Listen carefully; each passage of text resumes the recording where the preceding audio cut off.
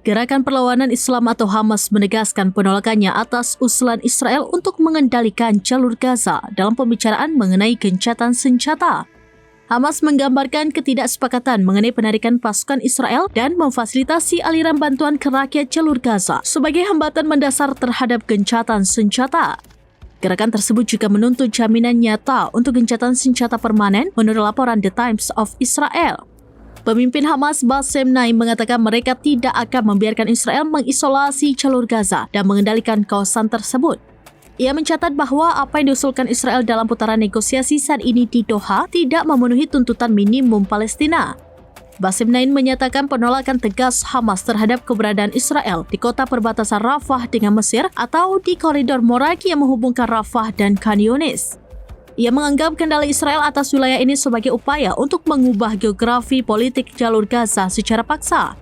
Sebelumnya dalam sebuah pernyataan, Hamas menyatakan Perdana Menteri Israel Benjamin Netanyahu menghambat upaya untuk mencapai kesepakatan dalam perundingan tersebut.